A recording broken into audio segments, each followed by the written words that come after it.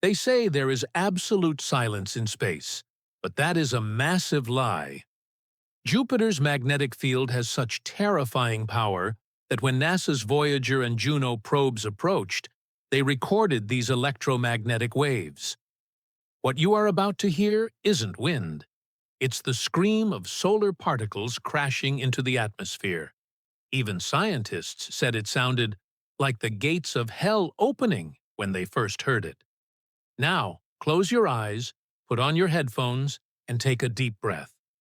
Because you are about to hear the most disturbing frequency ever recorded. If you are ready, here is the real sound of Jupiter.